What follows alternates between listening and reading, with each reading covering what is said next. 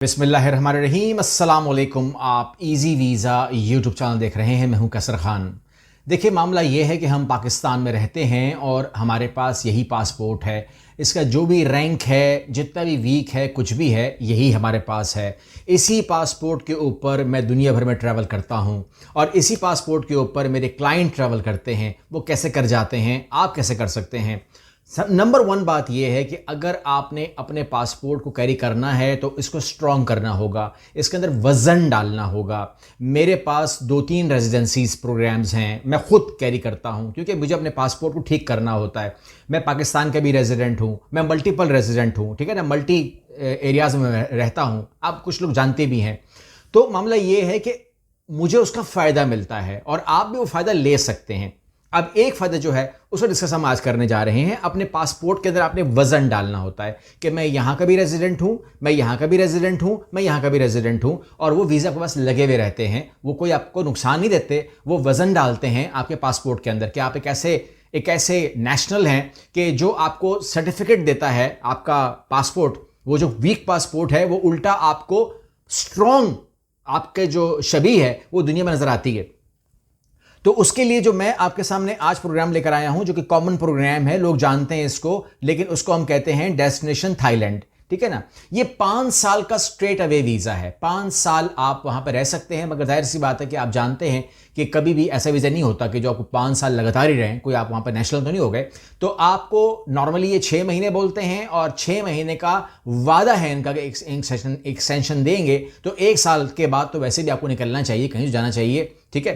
तो ये तो तमाम चीज़ें हैं, लेकिन हम शुरू करेंगे, इसकी पूरी बात करेंगे, फीस के हवाले से, खर्चे के हवाले से, कंडीशंस के हवाले से तमाम बात करने जा रहा हूं। और ये वीज़ा किन लोगों के लिए है? तो अगर आप फ्रीलांसर हैं, आप कहीं जॉब नहीं करते हैं, आप यूट्यूबर हैं, आप ऑनलाइन बिजनेस ऑनर हैं, आप कंटेंट क्रिएटर हैं, आप डिजिटल मार्केटर हैं, या आपका किसी फॉरेन कंपनी के साथ कॉन्ट्रैक्ट है कि आप उसके साथ काम कर रहे हैं और आप काम कर सकते हैं वर्चुअली, तो ये वीज़ा आपके लिए हो जाएगा। आप बेसिक कंडीशंस पूछ लीजिएगा तो वो आपके इल्म होना चाहिए। कौन लोग अप्लाई कर सकते हैं? सबसे पहली बात यह है कि आपकी उम्र 20 साल से ज़्यादा होनी चाहिए, ठीक है, एक बात हो गई। दूसरी बात कि आपके बैंक अकाउंट के अंदर, अगर आप फ्रीलांसर हैं, कंपनी ओनर हैं, व्हाटएवर एजेंसी है आपकी, कुछ भी है, तो आपके पास 5 लाख थाई बात के बराबर बैंक स्टेटमेंट हो, ठीक है ना। 5 लाख के बराबर हो तो समझ लीजिएगा कि 5 साल के लिए वीज़ा मिलने के लिए ये चांस आप ले सकते हैं। लेकिन अगर आप कहते हैं कि जी एक थाई बात कितने का है, तो तकरीबन रफली कह रहा हूं 9 रुपए का ले लीजिएगा। वैसे 8 रुपए कुछ का है, लेकिन मैं 9 कर रहा हूं, बढ़ा रहा हूं उसको, क्योंकि हमें बढ़ा के बात करनी है। तो अगर 9 का है और 5 लाख थाई बात होने चाहिए तो पाकिस्तानी बन गए 45 लाख रुपए। सिंपल सी बात है। तो ये 42-41 बोल रहे होंगे, मगर 45 पकड़ने चाहिए, बिकॉज हमारी फ्लक्चुएशन करेंसी में होती है। एक बात तो ये हो गई।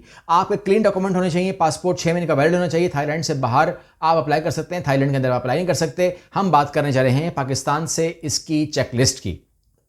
नंबर 1, आपके पर्सनल डॉक्यूमेंट चाहिए, आपका शनाख्ती कार्ड चाहिए, आपका पासपोर्ट चाहिए, पासपोर्ट साइज फोटोग्राफ्स चाहिए। आप जानते हैं थाईलैंड के लिए फैमिली रजिस्ट्रेशन सर्टिफिकेट चाहिए, आपका FRC चाहिए, फाइनेंशियल डॉक्यूमेंट चाहिए, आपके बैंक स्टेटमेंट चाहिए जो कि 3 महीने की भी चलेगी, कोई मसला नहीं है। थाई बात 5 लाख रुपए के बराबर आपने बैंक स्टेटमेंट करनी है। टैक्स डॉक्यूमेंट FBR रिटर्न्स जमा करवाने हैं अगर आप उसमें आते हैं तो, ठीक है। नॉर्मली को आना चाहिए और अगर आप आते हैं तो आपको करना चाहिए, ठीक है। आप अपवर्क काम करते हैं, आप क्लाइंट कॉन्ट्रैक्ट में हैं, इनवॉइसेस, पे स्लिप, पोर्टफोलियो। अगर आप फ्रीलांसर हैं तो सब देने पड़ेंगे। अगर आप यूट्यूबर हैं तो आपके पास, आपको मालूम है, एडसेंस होता है, तमाम अकाउंट्स होते हैं, वो आपको पेश करना पड़ेगा। अगर आप बिजनेस ओनर हैं तो company registration, income proof, client invoices, ये आपको लगानी पड़ेंगी। अगर आप एम्प्लॉई हैं तो फिर एम्प्लॉयमेंट लेटर वर्चुअली के लिए, remote work permission and salary slips, ये आपको लगानी पड़ेंगी।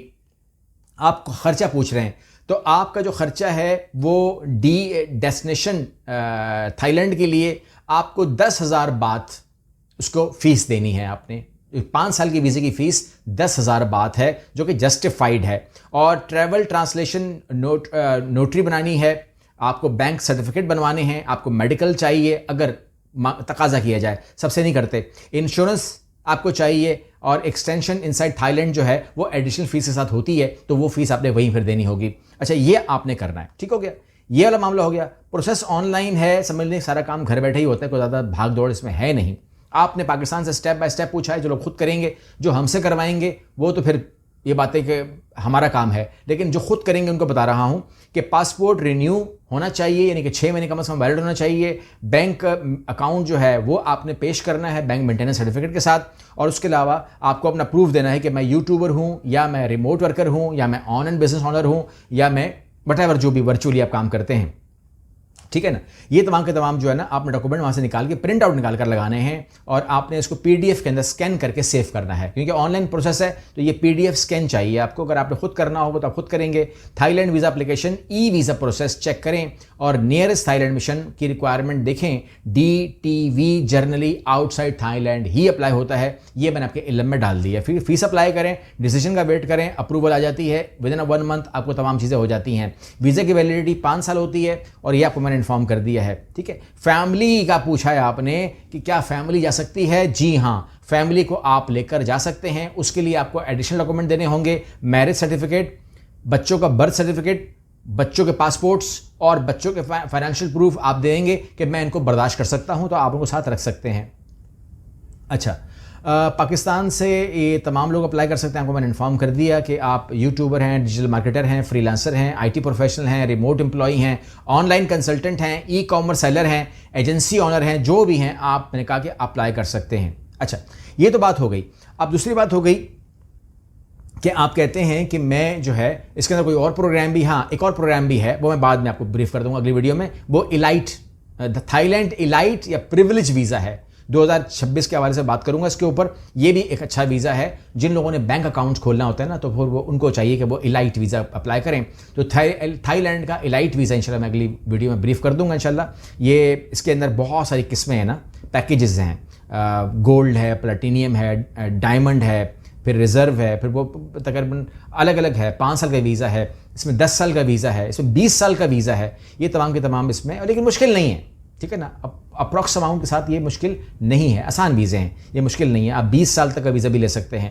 ये तमाम चीज़ें बहुत बहुत कुछ है। लेकिन मुझे बताइए कि अगर आपके, छोड़ दीजिए 20 साल का वीज़ा, अभी हम इस वीडियो में बात कर रहे हैं, अगर आपके पास 5 साल का वीज़ा भी हो ना, तो आपकी पासपोर्ट की वर्थ बन जाती है कि आप पाकिस्तान के अलावा भी कहीं जहाँ के आप कर सकें, आप वो जमा कीजिए और अपने पासपोर्ट की वर्थ बनाइए, ताकि आप कहीं पर भी अप्लाई करें तो आप वहाँ जा सकते हैं। क्योंकि ये जो वीज़ा है ना, ये लॉन्ग टर्म वीज़ा है, तो आप थाईलैंड से भी अप्लाई कर सकते हैं फिर, क्योंकि लॉन्ग टर्म वीज़ा है और आप फ्रीलांसर हैं। और अगर आपका फ्रीलांस ये वीज़ा लग जाता है तो चांसेस बन जाते हैं कि आप अपना फ्रीलांस वीज़ा अगला वीज़ा ले सकते हैं, बिकॉज ये सर्टिफिकेट है कि मैं ऑलरेडी फ्रीलांसर वीज़े के ऊपर हूँ, मैंने बात प्रूफ कर दी है। तो उसी प्रोफाइल के ऊपर आपको यूरोप के अंदर या जहाँ पर भी नोमैड वीज़े, ये नोमैड वीज़ा नहीं है, जहाँ पर भी नोमैड वीज़े अप्लाई होते हैं, तो you can go for that also. आपको मोटिवेट भी करेगा ये चीज़ और आपको ये सपोर्ट भी करेगा। तो जिन लोगों के पास ये है, बहरहाल अब ये तो तमाम चीज़ें हैं, लेकिन इसके अलावा भी मैंने कहा कि बहुत कुछ होता है जो हम लोग वीडियो में बाज़ वक़्त बोल पाते हैं, बाज़ वक़्त भूल जाते हैं।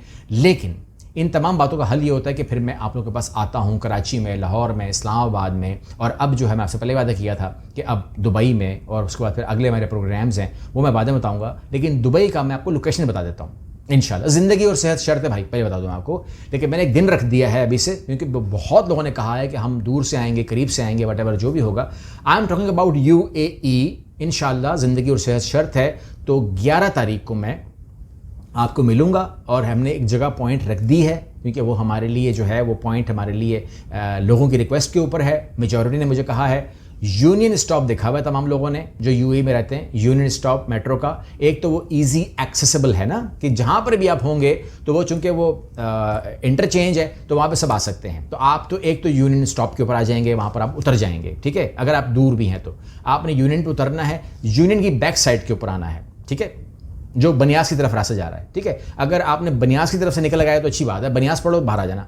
और वहाँ पर राउंड अबाउट बना हुआ है जहाँ पर स्केटिंग हो रही होती है, बच्चे खेल रहे होते हैं, गाने गा रहे होते हैं। वो जगह जो है वो बहुत बड़ी जगह है हमारे लिए। हम वहाँ मिलेंगे 11 तारीख को 8 बजे इंशाल्लाह, ठीक है ना। आपको अरेबियन मंदी नज़र आएगी वहाँ से ना, तो अरेबियन मंदी, बनियास की तरफ रोड, ठीक है ना, रेडिसन आपके उल्टे साइड के ऊपर पड़ना चाहिए, और यूनियन का स्टॉप आप उतर जाएंगे तो you can easily reach to me.